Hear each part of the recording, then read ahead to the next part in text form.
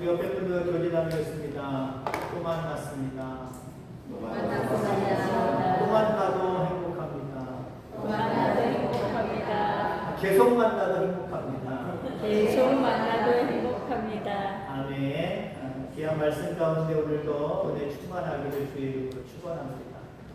지난주 주일 오전 예배에는 우리 이창성 선교사님께서 강단에서 말씀을 선포하셨고요. 지지난주 설교 제목이 뭔지 기억나시는 분 한번 말씀해 보세요. 지지난주 사울의 성공. 미리 그때 예고를 했지요. 사울의 성공에 대한 부분을 이야기하고 한 주 걸러서 오늘은 사울의 실패에 대해서 말씀을 드리겠다라고 제가 미리 이야기한 그런 생각이 납니다. 사울이 성공했습니다. 왜요? 이스라엘 백성의 초대왕이 됐잖아요. 그것도 하나님 눈에, 하나님 마음에 들어서 뽑으셨단 말이에요. 그러니까 성공한 겁니다. 그 성공의 원인이 어디에 있었느냐? 물론 하나님이 선택하신 전적인 하나님의 선택입니다.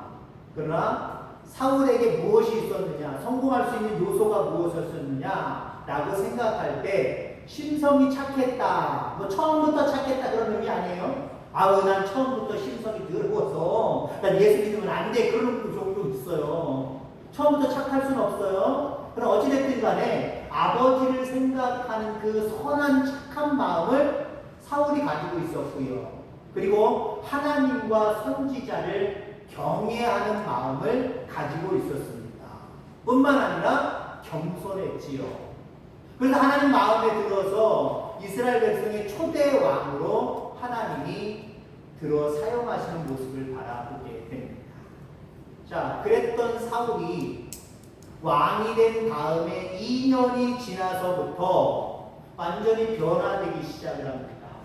좋은 장점들은 사라져버리고 하나님 바라보실 때 나쁜 모습만 가지고 있고 나쁜 모습만 작동하며 행동할 때에 결국 실패자의 삶을 살아갑니다.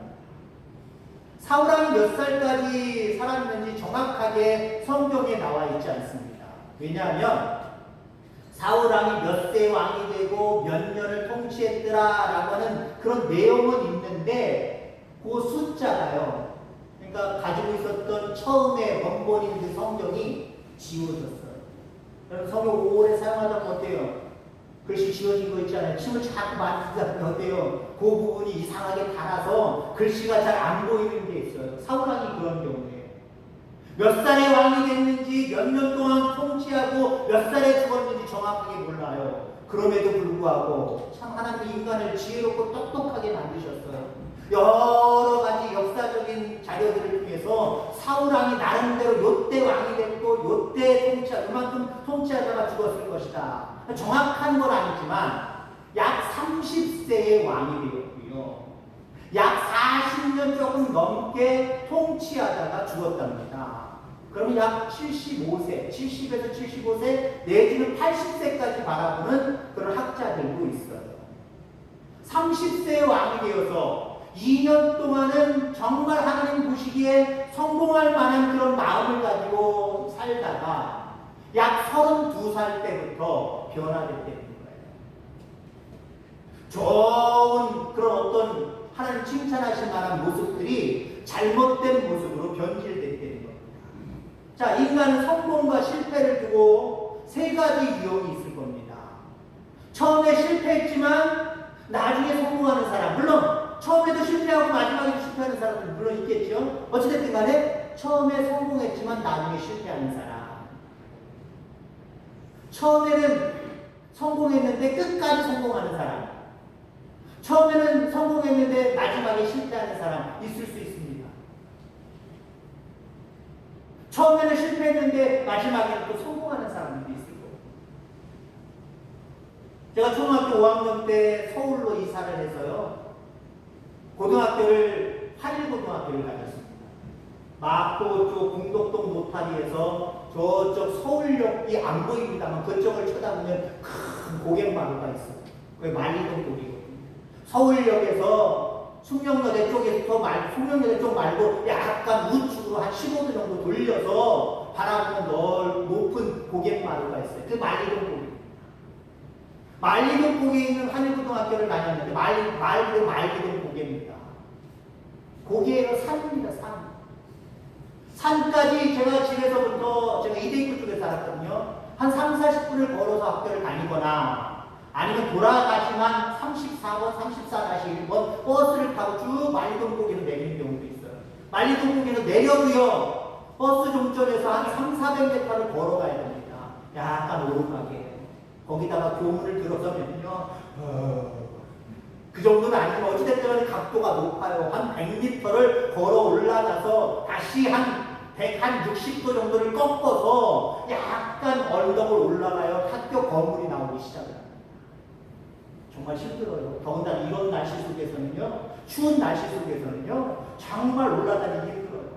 고갯마루기 때문에 바람도 셉니다. 거기다가 고바위가 있어서 여름은 여름대로 땀 흘려서 싣고 겨울은 겨울대로 추워서 싣고 거기 올라가는 길에 그 네온 기둥 있잖아요. 전기 도구들 거기 기둥에다가 그냥 두기 뭐하니까 학생들이니까 좋은 글귀들을 몇 개 적어놨습니다. 적어놨는데 제가 지금까지 인상에 남는 글귀 중에 하나가 뭐냐면 최후에 웃는 자가 승리자이다. 누가 말했는지 모르겠어요. 최후에 웃는 자가 승리자이다. 여러분들 최후에 웃는 저와 여러분이 되기를 주의 이름으로 축원합니다. 처음에 여러분들 예수 믿기 이전에 아니면 인생의 여정으로 나아갔을 때 더 젊었을 때 처음에 여러분들 실패자여도 괜찮아요. 다행히 처음부터 성공자일 수도 있겠지만 실패자여도 상관없습니다. 중요한 것은요. 마지막에 웃는 자가 돼야 돼요. 마지막에 성공하는 자가 돼야 됩니다. 여기서 말하는 성공은 물론 세상적인 성공도 포함시킬 수 있지만 그것만을 얘기하는 게 아니에요. 우리는 이 땅에 살다가 영원한 생명의 나라에 가는 것 그게 진짜 승리자 아닙니까? 그게 진짜 최후의 웃는 자 아닙니까? 그런 맥락으로 바라보면 하나님이 기뻐하시는 모습 가운데 여러분들 승리자가 되어지기를 주의 이름으로 축원합니다. 자 어찌됐든 간에 사울은 처음에는 성공자였는데 오히려 더 성공가들 달릴 수 있는 그 상황 속에서 실패자의 길을 걷다가 마지막에는 전국적으로 사울은 실패자야 라고 단언해서 이야기할 수밖에 없는 그런 존재가 되었다라고 하는 겁니다. 자 오늘은 그래서 사울이 실패할 수밖에 없는 실패자가 될 수밖에 없는 이유를 몇 가지를 함께 생각해 보고자 합니다. 우선 초심을 잃었다는 것. 초심을 잃었기 때문에 실패자가 되었다. 자 오늘 본문 이전에 13장 사무엘상 13장에 보면은 사울이 왕이 된 지 2년이 되었을 때 블레셋과의 전쟁이 터집니다. 사울은 군대를 모아놓고 그래도 하나님을 믿으니까 전쟁에 승리는 하나님께 있음을 나름대로 고백하니까 이거 제사 하나님 앞에 제사 드리고 전쟁터로 나아가야 되겠다. 그래서 이 제사를 집례할 사무엘 선지자를 모셔와라. 통보를 했어요. 알렸단 말이에요. 근데 여러분들 사무엘 선지자가 어찌됐든 간에 하나님의 뜻이겠습니다만 일주일 동안을 오지를 않았어요. 어디에 있었는지 잘 모르겠어요. 멀리 있었기 때문에 못 할 수도 있고 가까이 있었지만 하나님 너 가지 마라 라고 사울왕을 시험하기 위해서 그랬을지도 모르겠어요. 성경에 안 나오니까요. 그냥 추측만 해보는 거예요. 일주일 동안 사무엘 선지자가 오지 않습니다. 그랬더니 사울왕이 어떻게 행동을 취합니까? 그래도 기다려야 됩니다. 전쟁의 승리는 하나님께 있기 때문에 빨리 가서 전쟁에 임하는 게 이게 가장 뾰족한 수일 수 있겠지만 그래도 하나님을 의지하고 하나님의 제사 지내는 게 우선이다. 좀 더 기다리자. 그러면 얼마나 좋아요. 안 온단 말이지. 왕인 내가 직접 이 제사를 집례할 거야. 블레셋과의 전투를 앞에 두고 사울왕이 자기가 제사장이 감당해야 될 제사를 그냥 지내버렸어요. 오늘날 같으면 왕 같은 제사장이기에 누구나 예배를 집례할 수 있다. 그럴 수 있겠지만 당시에는요. 제사장과 선지자를 제외하고서는 제사를 오늘날 예배가 아니에요. 제사를 왕권을 집리할 수가 없어요. 근데 내가 왕인데 못할 게 뭐가 있어? 그냥 하나님한테 제사를 드려버렸답니다. 근데 참 이게 우연의 일치인지 모르지만 제사를 지내자마자 전쟁터로 나가기 전에 사무엘 선지자가 들이닥칩니다. 그리고 사무엘 선지자가 그 광경을 보고 이렇게 이야기하지요. 사무엘상 13장 14절에 보면 지금은 왕의 나라가 길지 못할 것이라. 여호와께서 왕에게 명령하신 바를 왕이 지키지 아니하였으므로 여호와께서 그의 마음에 맞는 사람을 구하여 여호와께서 그를 그의 백성의 지도자로 삼으셨느니라. 왕이 통치하는 나라가 길지 않습니다. 당신 대신에 다른 사람을 들어서 왕으로 삼을 겁니다. 당신 한마디로 폐위될 겁니다. 왕의 자리에서 내려올 겁니다. 지금은 성공자일지 모르지만 당신은 이제 실패자가 될 겁니다. 라고 이야기하는 거예요. 무엇 때문에? 초심을 잃었기 때문에.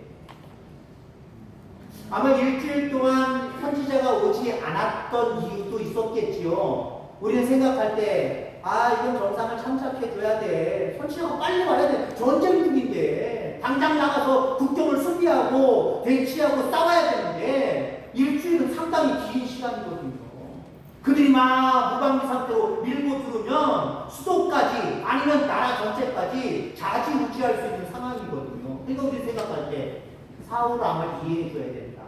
사무엘 선지자가 늦은 게 잘못이다 라고 이야기할 수 있겠지만, 그리고 사울 왕은 빨리 가서 국경을 지키고 대치하고 싸워야 되는 게 중요할지 모르지만, 그가 왕이 되기 이전에 여호와를 경외했던 마음이 아직까지 남아있었다고 한다면 내가 가서 대치하고 싸우고 지키는 것 이거 아무것도 아니라 하나님이 지켜주시지 않으면 아무 소용이 없다.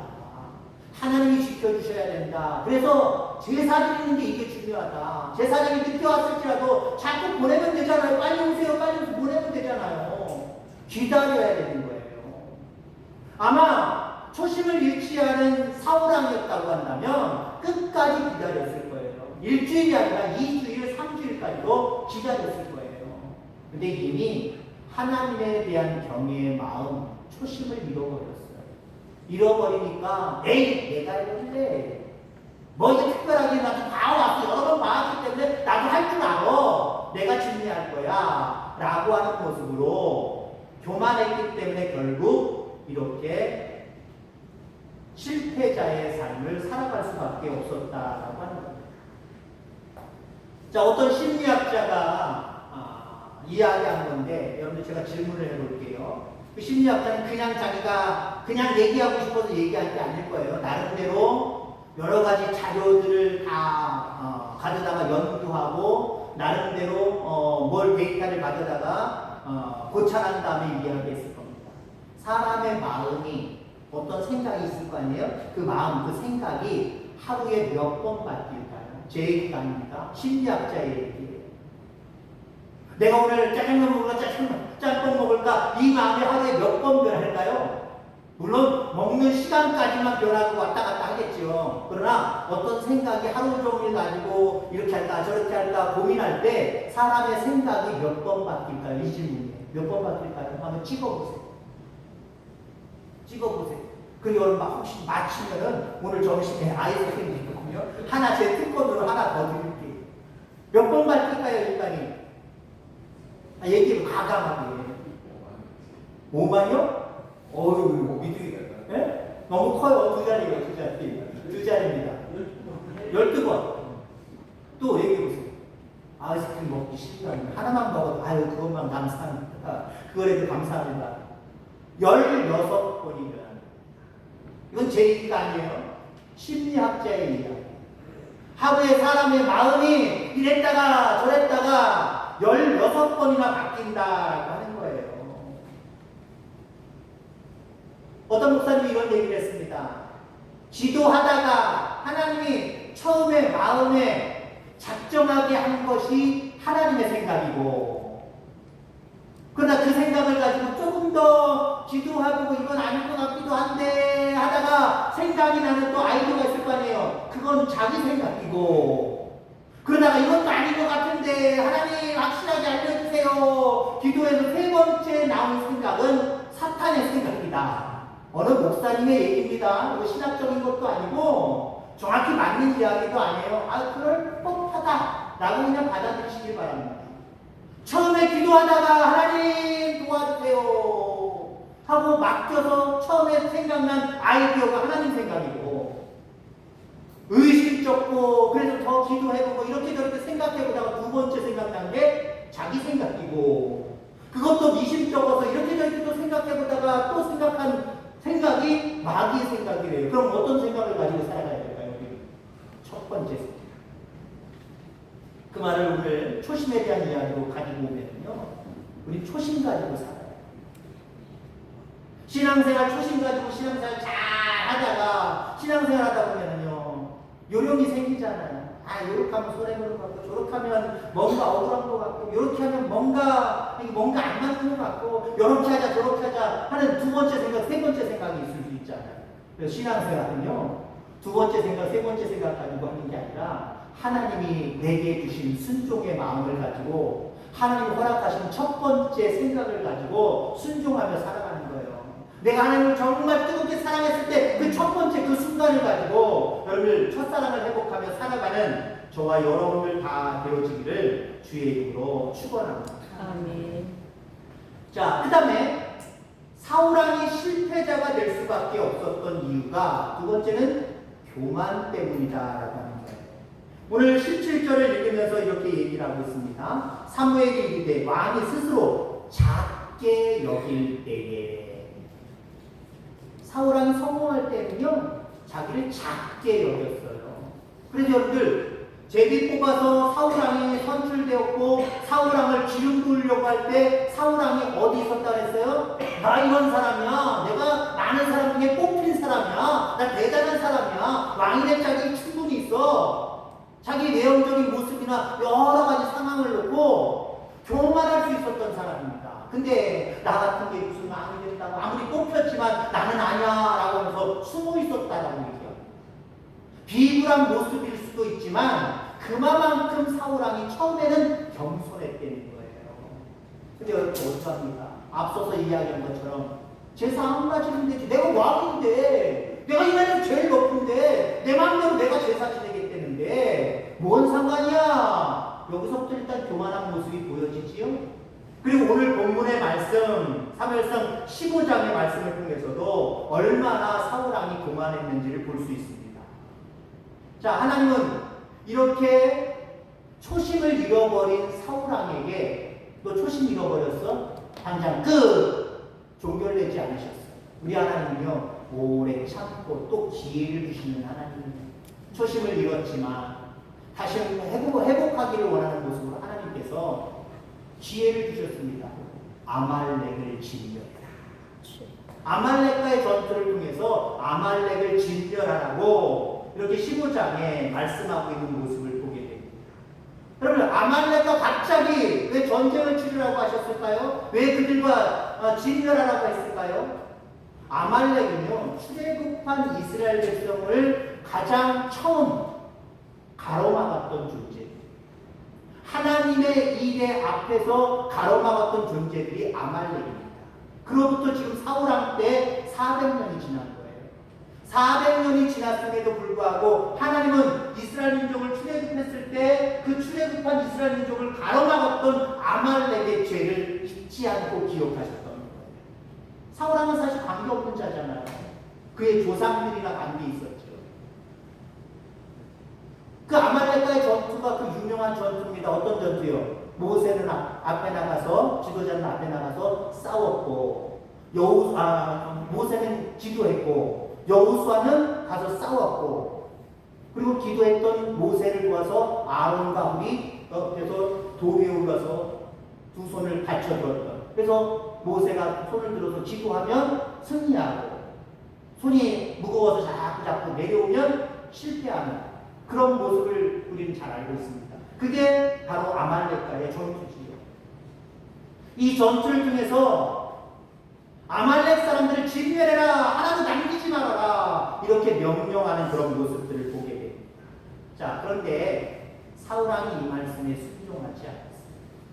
요즘 새벽에 사사기를 계속 보고 있거든요. 사사기. 왕정시대, 족장시대, 요 사이의 사사시대입니다. 왕을 선출하기 이전에 사사들을 선택하셔서 이스라엘 백성들이 힘들고 어려울 때마다 사사를 들어서 사용하셔서 구원해 주시는 모습을 보게 됩니다. 사사기에는 그래서 사사들이 12명이 나와요. 12명의 사사들. 이스라엘 백성들이 우상 숭배하고 초심을 잃어버리고 자꾸 세상 속에 살아가면 하나님이 주변 나라를 통해서 괴롭게 하신단 말이에요.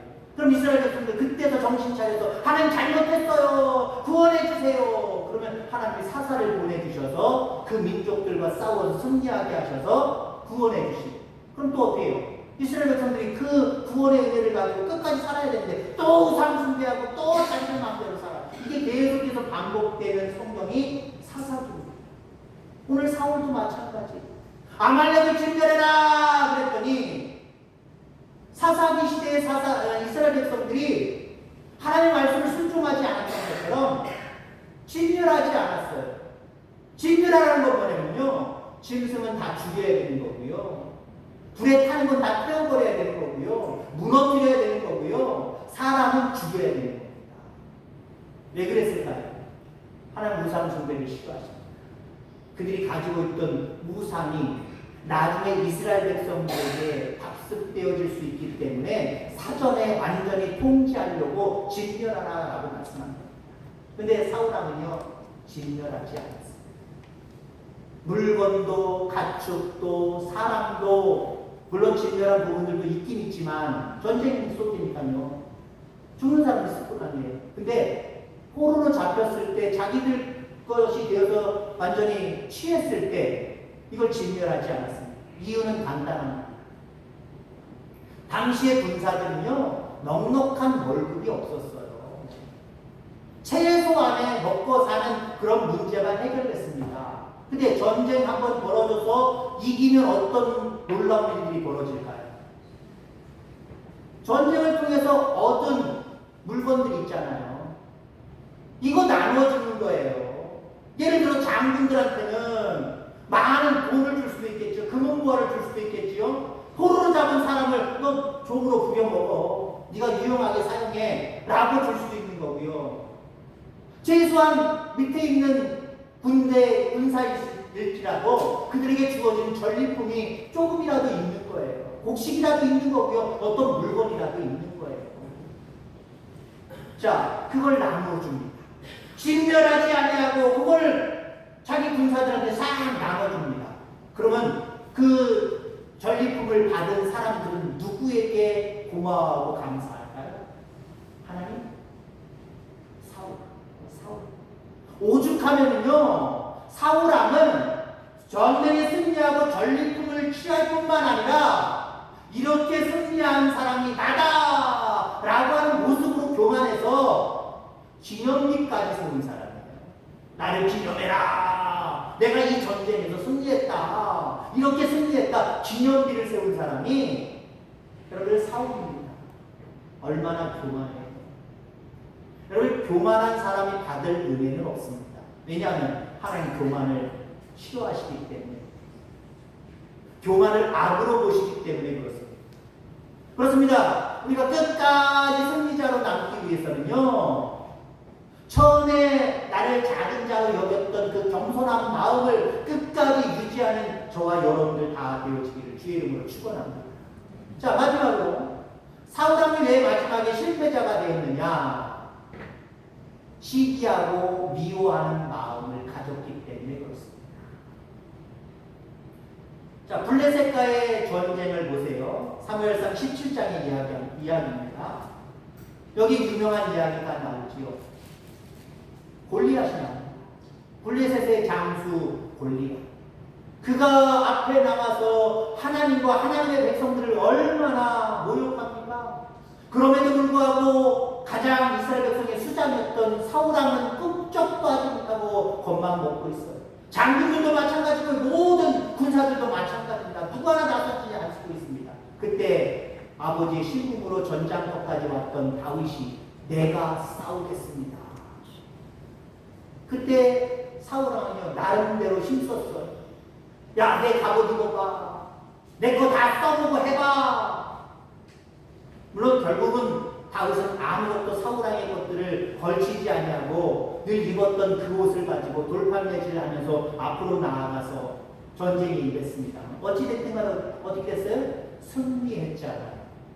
사실요, 여러분들 어떤 전쟁에서 고대에 있어서 승리하면요, 그 승리의 공은 왕에게 다 돌아가는 거예요. 어찌됐든 간에 어떤 상황 속에서 전쟁에 승리했든지 간에 왕이 영광을 받는 거고 모든 공은 왕이 다 갖게 되어 있는 거예요. 근데 문제는 그 전쟁에서 이기고 돌아오는 길에 여인들이 찬양하기 시작을 합니다. 전쟁의 승리에 대한 기쁨을 표현하기 시작을 합니다. 근데 어떤 찬양을 해요? 여러분 잘 아는 것처럼 다윗이 죽인 자는 만만이고 사울이 죽인 자는 천천이다. 10배로 더 다윗을 더 찬양하고 있잖아요. 그때 여러분들 사울왕의 마음이 싹 돌아섰습니다. 시기하는 마음으로 미워하는 마음으로 완전히 돌아서 버렸어요. 야, 내 공로를 인정하지 아니하고 다윗의 공로를 더 인정해? 나보다 다윗을 더 사랑해? 여기에 마음이 확 돌아버려서 그때부터 약 10여 년 동안 어떤 삶을 살아갑니까? 왕이면서도 어떻게 하면 다윗을 죽일까? 어떻게 하면 다윗을 잡을까? 이 모습으로 다윗을 추적하면서 살아갑니다. 그가 누구예요? 전쟁의 승리자이기도 합니다만은 하나님께 다음 왕으로 기름 부은 사람이잖아요. 어찌됐든 하나님의 사람이잖아요. 거기다가 자기 딸을 그 전쟁을 통해서 자기 딸을 주었잖아요. 사위입니다. 사위임에도 불구하고 마음속에 시기하고 질투하고 미워하는 감정이 생기니까 이거 다 없더라고요. 10여 년 동안 오로지 다윗을 잡는데 다윗을 죽이는데 혈안이 되어서 살아갔습니다. 이랬던 이 왕 사울왕이 정치 제대로 했을까요? 나라를 제대로 다스렸을까요? 그러니 여러분들 하나님을 바라보실 때 이 정신없는 놈 아니고 라고 생각하셨을 겁니다. 그래서 그의 최후는 아주 비참하잖아요. 거의 자살이죠, 자살. 자기 종을 따르는 사람이 자기를 따르는 종에게 야, 네가 나를 찔러라. 전쟁 중에 나를 찔러라. 거기다 이제 지금 전쟁에 패한 상황입니다. 포로로 잡혀도 무관한 상황입니다. 나를 죽여라. 그랬더니 겁을 먹고 죽이지 못하잖아요. 그래도 왕인데 자기 스스로 거기에다가 세워놓고 꽂아서 죽었대요. 아주 비참하게 죽었어요. 마지막에 하나님 눈에도 벗어난 사람, 하나님의 영이 떠난 사람, 자기 스스로 목숨을 끊은 사람, 완벽한 실패자가 되었다라고 하는 거예요. 이처럼 질투하는 마음, 미워하는 마음은요, 나도 죽이고 남도 죽이는 거예요. 그런 사람은 절대로 성공할 수 없습니다. 남도 살리고 나도 사는 사람. 그래서 하나님 앞에 영광을 올려드리는 사람. 그 사람이 성공자입니다. 끝까지 마지막에 성공자가 될 수 있다라고 하는 거예요. 말씀을 정리하고자 합니다. 사울왕은요, 정말 성공할 수 있는 아주 좋은 조건을 가진 사람이었습니다. 그러나 초심을 버렸고 교만한 마음을 가지고 있었고 질투와 미움으로 인생의 수십 년을 그 마음을 가지고 살았기 때문에 비참하게 인생을 마감하는 실패자가 되었다라고 하는 겁니다. 저와 여러분도 초심을 잃지 않기를 주의 이름으로 축원합니다. 교만하지 아니하고 겸손하며 미움보다는 용서와 사랑의 마음을 가지고 살아감으로 말미암아 최후의 웃는 자, 최후의 승리자가 되는 그 은혜를 누리는 저와 여러분들 다 되어지기를 주의 이름으로 축원합니다. 하나님 아버지 감사합니다. 인생을